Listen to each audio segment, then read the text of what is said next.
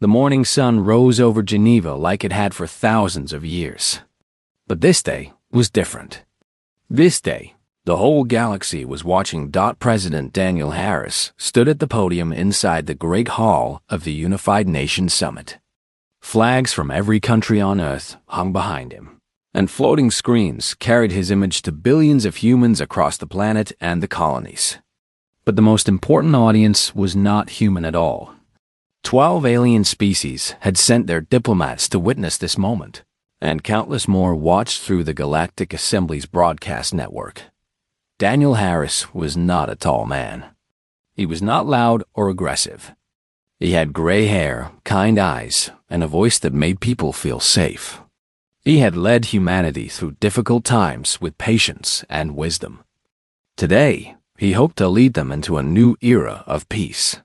Friends of Earth and friends among the stars. He began, his voice calm and warm. We come to you not as conquerors, not as beggars, but as neighbors. Humanity wishes to trade, to learn, and to grow alongside you. We offer our hand in friendship to all who would take it. In the back of the hall, Ambassador Drelln of the Vraxian Dominion shifted uncomfortably. He was a tall creature with gray skin and 4 eyes that blinked in sequence. He had warned his leaders about this moment. He had told them that humans were not the primitive species they believed. But High Overlord Catherine did not listen. Far away, in the dark throne room of Raxus Prime, High Overlord Catherine watched the broadcast with disgust. His scaled face twisted into something like a smile, but there was no warmth in it. They dare to speak as equals, he hissed to his advisors. These creatures from that tiny wet rock, they have been in space for barely 2 centuries, and they think they can sit at our table? Commander Zithis, his military chief, stepped forward. My overlord, perhaps we should simply ignore them. They are beneath our notice. No, Catherine said slowly. Ignoring them gives them legitimacy.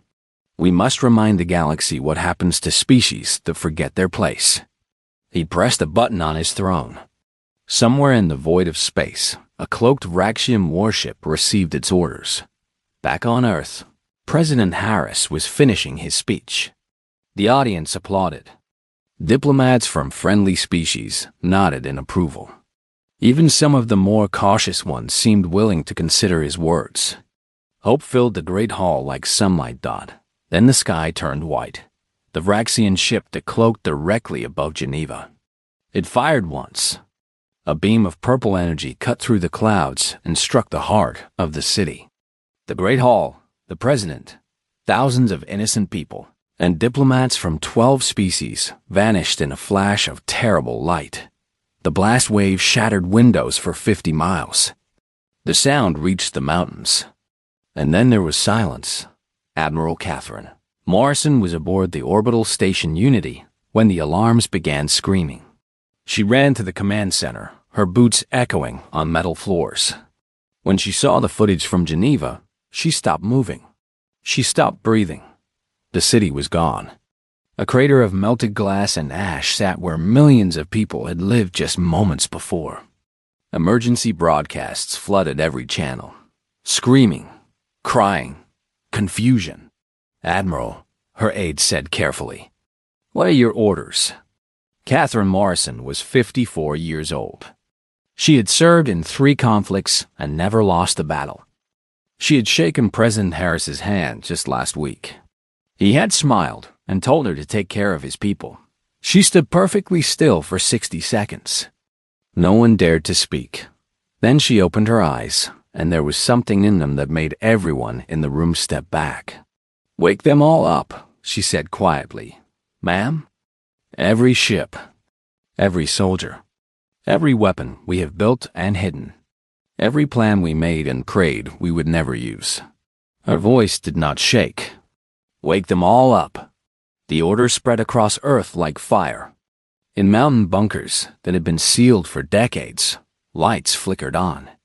In orbital shipyards that officially did not exist, engines began to hum. Soldiers who had retired years ago found messages on their devices with just 2 words, report immediately.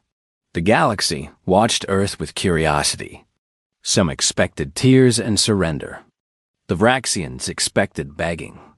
Other species expected a small, angry response that would give Catherine an excuse to crush them completely.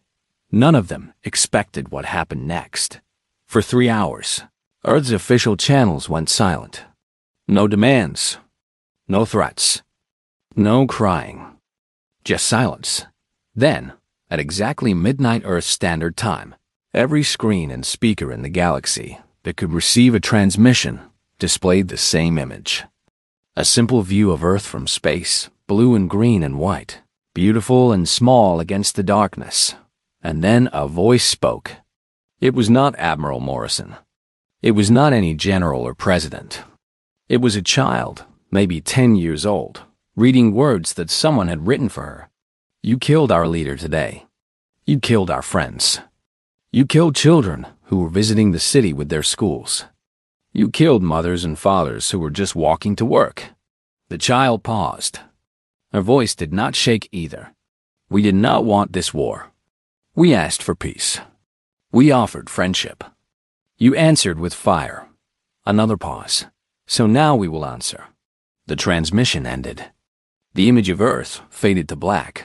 Across the galaxy, species that had dismissed humans as young and harmless began checking their defenses. Ambassador Drown closed his 4 eyes and whispered a prayer to gods he had not believed in for years. On Vraxis Prime, High Overlord Catherine laughed. Pathetic. They sent a child to threaten us. This will be even easier than I thought. Commander Zithis nodded in agreement, but something cold moved through his stomach. He had studied human history as a curiosity once. He remembered reading about what humans did when their homes were attacked. He remembered words like total war and unconditional surrender. He said nothing. His overlord would not want to hear it. On the orbital station Unity, Admiral Morrison stood before her commanders. Behind her, a screen showed a live count of ships and soldiers reporting for duty. The numbers climbed every second. They think our silence means we are broken, she said calmly. They think our grief has made us weak. They think that killing one good man has ended our story. She turned to face the screen. The number of active warships had just passed 300. Let them keep thinking that, she said, until it is too late. The stars had never seemed so cold. But somewhere in the darkness, a tempest was beginning to form. And the galaxy would never be the same again. 30 days passed after Geneva burned. 30 days of silence from Earth. The Galactic Assembly sent messages of concern, then messages of curiosity, then messages demanding a response. Earth answered none of them. Ships that approached human space were politely turned away at the border by automated defense platforms. No explanation was given. High Overlord Catherine grew more confident with each passing day. You see, he told his council, they are paralyzed by grief. Their famous human emotions have destroyed them. By the time they recover, we will have built a fleet large enough to take their worlds one by one. Commander Zithis nodded, but he had not slept well in weeks. His spies near human space reported strange things. Energy readings that made no sense. Ships moving in patterns that looked random but felt deliberate.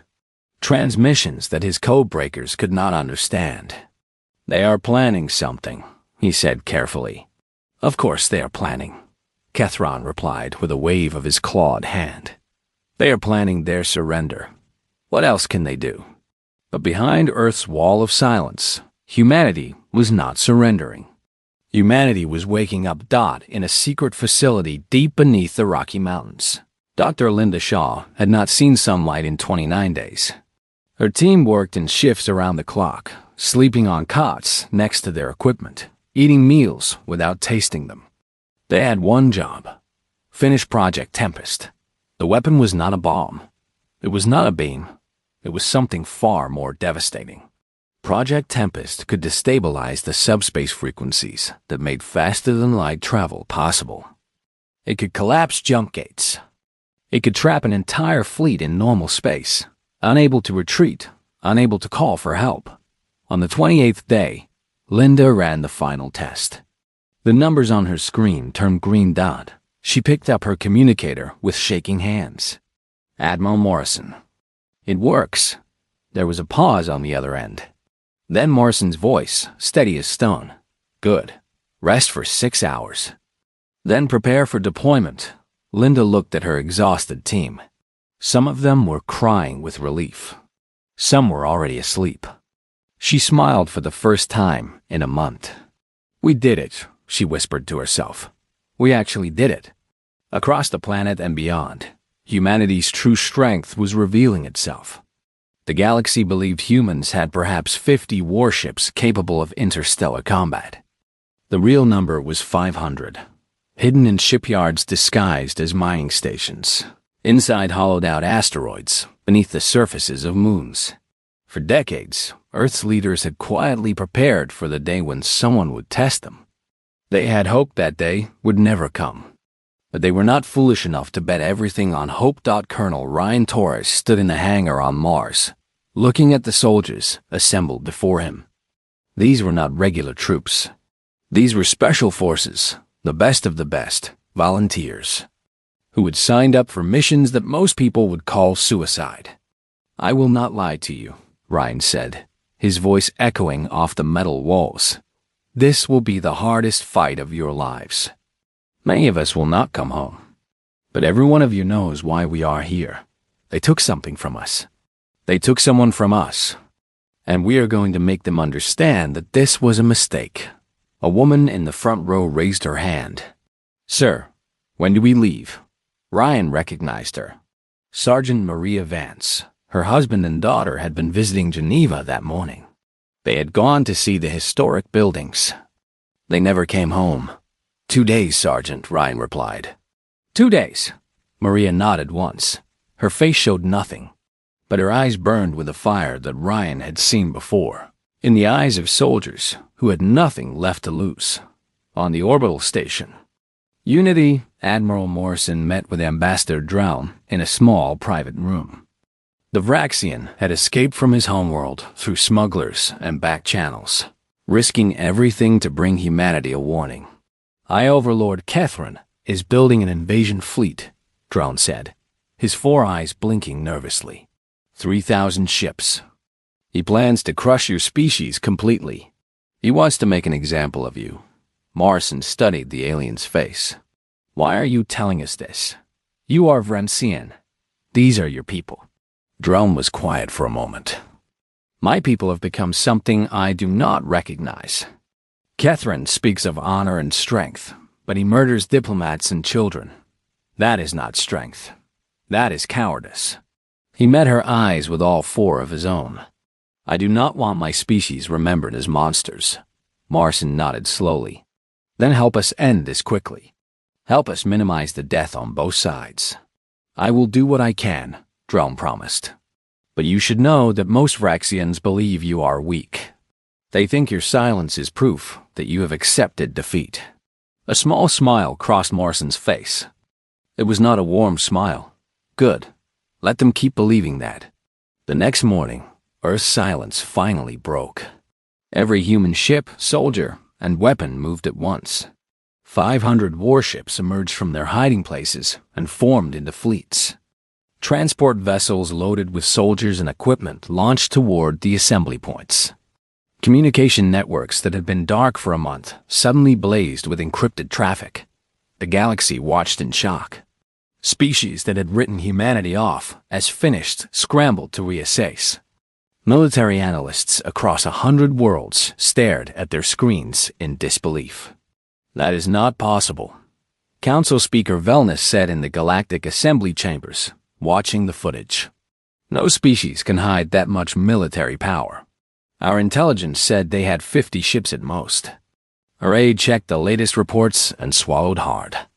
Speaker, the count is now at 473 confirmed warships, and more are still appearing. On Vraxis Prime, Commander Zithis burst into the throne room without waiting for permission. My overlord, we have a problem. Catherine looked up from his meal, annoyed. What problem could possibly be worth interrupting me? Zithis activated a holographic display. It showed Earth's fleet moving through space like a swarm of angry insects, growing larger with every passing hour. They were not broken, Zithis said, his voice barely above a whisper. They were preparing. Catherine stared at the display. For the first time in many years, something cold touched his heart, something that felt almost like fear. "Prepare our defenses," he said quietly, "and contact our allies. We may need them." But deep down, he was beginning to realize what Commander Zithis had known for weeks. The humans had never been weak. They had never been primitive. They had simply been patient, and now their patience had ended. The Naris system sat at the edge of Raxian space. It was a quiet place, home to 3 mining stations and a small military outpost. The soldiers stationed there considered it a boring assignment. Nothing ever happened in Narith Dot until the sky filled with human ships. Commander Thalos was drinking his morning nutrient blend when the alarms started screaming. He spilled the drink down his uniform as he ran to the command center. "Report," he shouted. "Sir, we have contacts emerging from jump space." "Many contacts." The young officer's voice was shaking. "The system is counting. 50 ships. No, wait. 100. 200. Thalos felt his blood turn cold. "That cannot be right." "Check your equipment." "I have checked 3 times, sir. The count is now at 300 and still rising. They are human warships." On the bridge of the USS Stormbreaker, Captain Nathan Cole stood with his hands clasped behind his back, watching the Vraxian outpost grow larger on the main screen. He was 41 years old, with short brown hair and calm gray eyes. He had flown combat missions for 15 years, but nothing like this. "All ships report ready, Captain," his first officer announced. "Fleet Admiral Morrison is requesting confirmation of target lock." Nathan nodded. "Confirm target lock. All weapons hot. Tell the fleet we fire on her command." He thought about what waited for them beyond this system. He thought about President Harris, who had once visited his ship and thanked every crew member personally. He thought about the thousands who died in Geneva. Admiral Morrison's voice came through the fleet-wide channel. "All ships, this is Morrison. The Vraxians believe we are weak. They believe we are broken. Today, we show them how wrong they are. Fire." 500 human warships unleashed their weapons at once. The Vraxian outpost lasted exactly 7 minutes. The news spread across the galaxy within hours. Humanity had struck back, and they had struck hard. The border defenses that the Vraxians had considered unbreakable crumbled like sandcastles against the tide. Colonel Ryan Torres led his ground teams onto the surface of a Vraxian communications relay station. The fighting was brutal but brief. Human soldiers moved through the corridors like ghosts, clearing room after room with terrible efficiency. "Control room secured," Sergeant Maria Vance reported, standing over the bodies of the station's defenders. Her rifle was still smoking. Ryan nodded and approached the main console. "Get Dr. Shaw on the line. We need her to take over their broadcast systems." Minutes later, humanity's message began transmitting on every Vraxian military frequency. It was short and simple. "This is not war. This is consequence." The words repeated on a loop. Vraxian commanders across a dozen systems heard them and felt something they had not felt in generations. Fear. Commander Zithis watched the battle reports come in from his command ship. Every update was worse than the last. Outpost after outpost falling. Fleet after fleet being pushed back. The humans fought like nothing he had ever seen. "They do not retreat," one of his officers said, his voice full of confusion. "We destroyed 3 of their ships in the Korath engagement. They did not even slow down. They kept coming." "That is what humans do," Zithis replied quietly. "They keep coming. It is their most dangerous trait." He made a decision that could cost him his career, possibly his life. He ordered a full retreat from the border territories. "Pull everyone back to the core systems. We cannot win these small battles. We must concentrate our forces. The retreat surprised the galaxy. The mighty Vraxian Dominion running from the species they had dismissed as primitive newcomers. Council Speaker Velmus watched the footage with growing amazement. They truly underestimated the humans, she murmured to her advisors. Everyone did. On the ground, Maria Vance and her squad pushed through a Vraxian city that had been abandoned in the retreat. Buildings towered around them, alien and strange, but Maria felt nothing but cold focus. They found a group of Vraxian prisoners in a holding cell. Captured soldiers who had surrendered rather than die. One of them, an officer with fresh wounds on his face, spat at Maria's feet. "Human animal," he hissed. "You fight without honor. You feel too much. Your emotions make you weak." Maria looked at him for a long moment. Then she knelt down to meet his eyes. "You are right," she said softly. "We feel too much. We love our families too much. We remember our dead too clearly.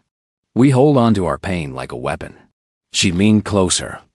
"My husband's name was Carlos. My daughter's name was Sophia. She was 7 years old. She liked to draw pictures of butterflies." The Vraxian officer said nothing. "Emotions are exactly why we are here," Maria continued. "You should have remembered that before your overlord gave the order to fire." She stood up and walked away, leaving the prisoners for the processing teams. She did not look back. Back on Vraxis Prime, High Overlord Kethron listened to the reports in growing fury. His perfect plan was falling apart. The primitive humans were winning. How was this possible? He roared at his council. They were supposed to be weak. They were supposed to surrender. Ambassador Drown, who had been secretly returned to the homeworld by human forces specifically for this moment, spoke up from the shadows. "They tried to warn you, my overlord. Everyone tried to warn you. Humans are not what they appear to be." Catherine's eyes fixed on Drelln with murderous rage. You have been helping them. Guards, take this traitor to the cells." As the guards dragged Drelln away, he called out one final warning. "Their fleet is already on its way here, Catherine. They are coming for you, and nothing you do will stop them." On the bridge of the Stormbreaker, Captain Cole received the latest intelligence. The Vraxian main fleet was assembling at their capital world. Over 2,000 ships, preparing for the final battle. He forwarded the report to Admiral Morrison and received her response almost immediately. "Good. Now we know exactly where they will be. Continue advance. We end this at Vraxis Prime." Nathan looked out at the stars, thinking about everything that had brought them here. A leader murdered. A city destroyed. A species underestimated. The Tempest was gathering strength. And soon it would break upon the heart of the Dominion itself. Vraxis Prime hung in space like a gray pearl wrapped in silver rings. The Vraxian homeworld had never been attacked in over 3,000 years of recorded history. Today, that history would end. Admiral Catherine Morrison stood on the bridge of her command ship, watching the planet grow larger on her screen. Around her, 500 human warships held formation, their weapons charged and ready. Ahead of them, the Vraxian armada waited. Over 2,000 ships arranged in defensive layers around their homeworld. "They outnumber us 4-1, her tactical officer reported. Morrison nodded calmly. "I can count, Lieutenant. Dr. Shaw, is Project Tempest ready?" Linda Shaw's voice came through the communication channel, tired but determined. "Ready on your command, Admiral. Once activated, every jump gate within 10 light years will collapse. Nothing gets in or out. Good." Morrison opened a channel to the entire fleet. "All ships, this is Admiral Morrison. In a few minutes, we will engage the largest enemy force in human history. Some of us will not survive this day. But every one of you knows why we are here. We are not here for conquest. We are not here for glory. We are here to show the galaxy that attacking humanity has consequences." She paused. "Activate Project Tempest." Across the system, the jump gates flickered and died. The massive structures that allowed faster-than-light travel simply stopped working. The Vraxian reinforcement fleets that had been racing to help suddenly found themselves stranded, unable to reach the battle in time. High Overlord Kethron watched from his palace as the jump gates collapsed. For the first time, real fear crept into his heart. "They trapped us," he whispered. "They trapped us in our own system." He activated a broadcast to all Vraxian ships. "Warriors of the Dominion, the humans have come to our doorstep. They think their tricks and their numbers will defeat us. Show them the strength of Vraxis. Show them why we have ruled this sector for millennia. Destroy them all." The Vraxian fleet surged forward. The human fleet met them. Space turned into chaos. Captain Nathan Cole pushed the Stormbreaker through a wall of enemy fire, his ship shaking with every impact. "Target that command vessel," he shouted. "Take out their coordination." His weapons officer fired. A Vraxian cruiser exploded in a ball of orange flame. Two more took its place. The battle was unlike anything the galaxy had ever witnessed. Ships died by the dozens every minute. Explosions lit up the void like stars being born and dying in seconds. The humans fought with desperate fury. The Vraxians fought with the desperation of defenders protecting their home. On the planet's surface, Colonel Ryan Torres led his ground teams toward the planetary defense grid. If they could disable it, the fleet could move closer and strike directly at the palace. "Enemy position ahead," someone shouted. Ryan ducked behind a collapsed wall as energy beams scorched the air above his head. "Return fire. Push through." The ground assault was brutal. Vraxian soldiers defended every meter of their homeworld with everything they had. But human soldiers kept coming, driven by months of grief and rage. In orbit, the Stormbreaker took a critical hit.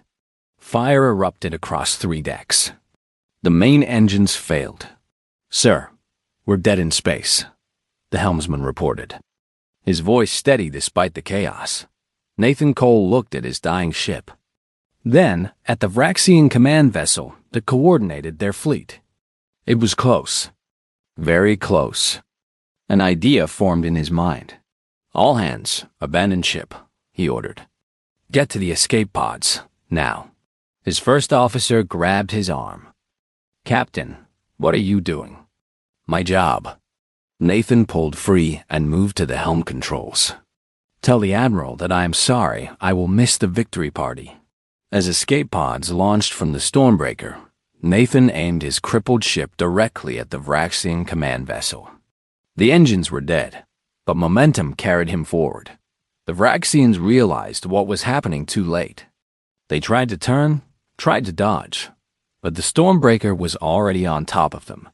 The impact was tremendous. Both ships crumpled together in a twisted mass of metal and fire.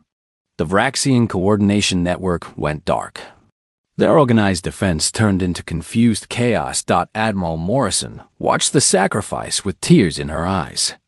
"Damn you, Cole," she whispered. Then, louder, "All ships, press the attack. Their command structure is broken.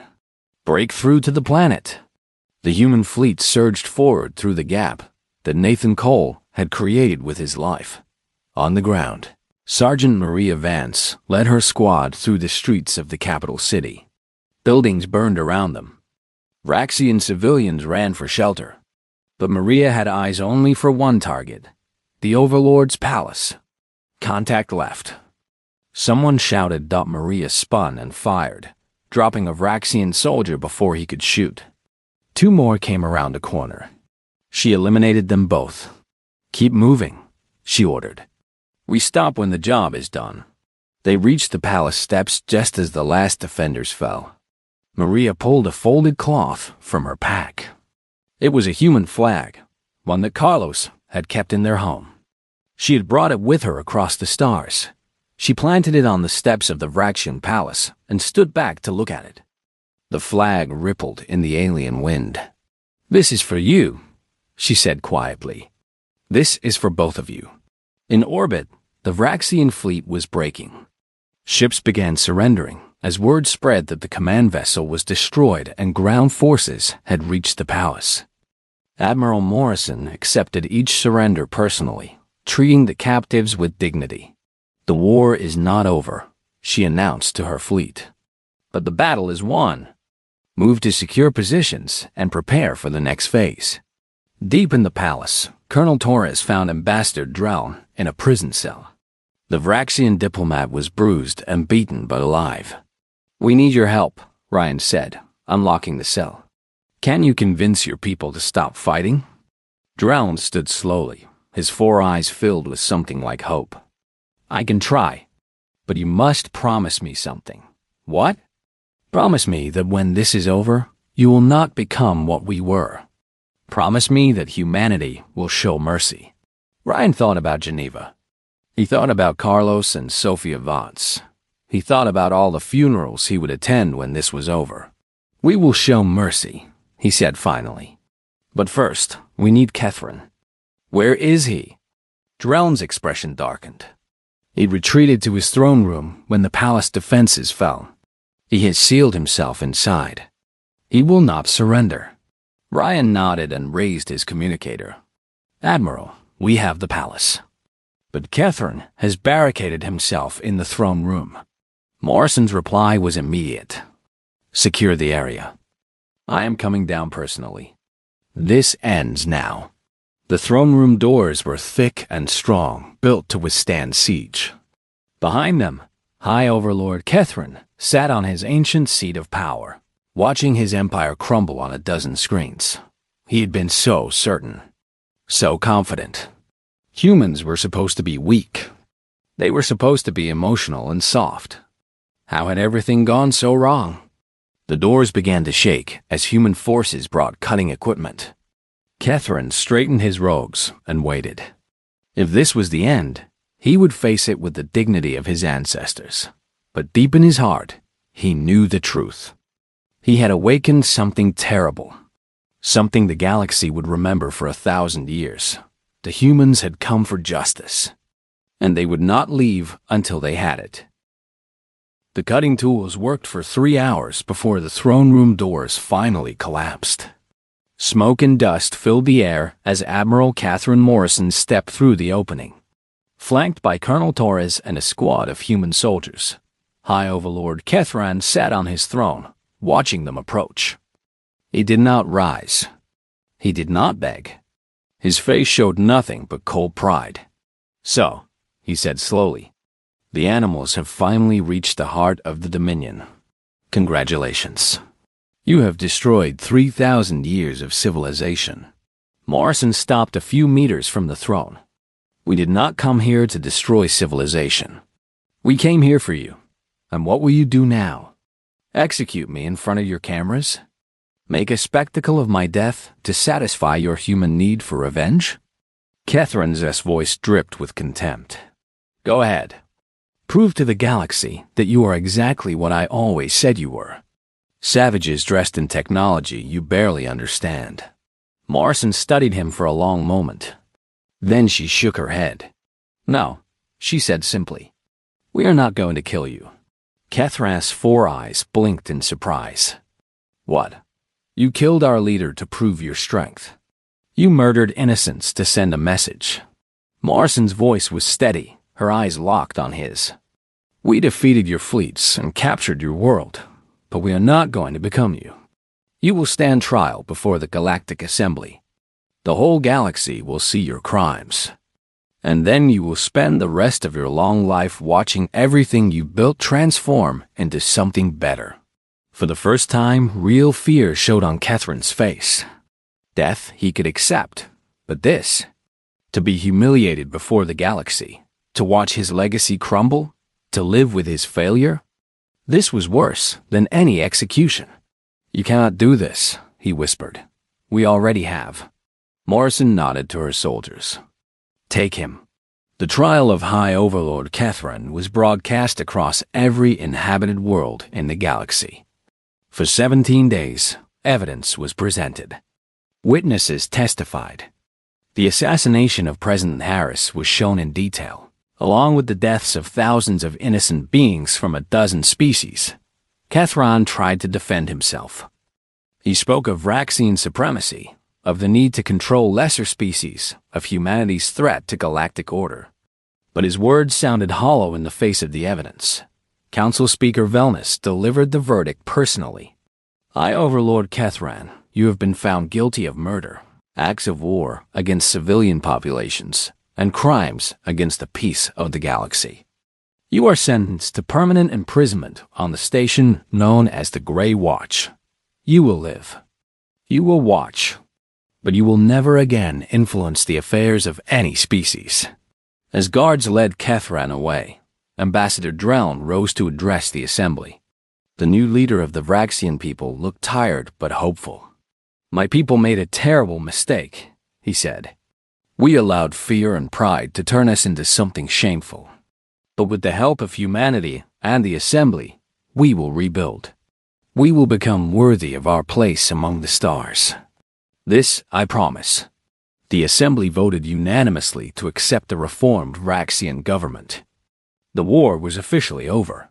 On Earth, the memorials began. A new park was built where Geneva had stood. At its center was a wall of names, every person who died that morning carved into white stone. President Daniel Harris was at the top, but he was far from alone. Admiral Morrison attended the dedication ceremony.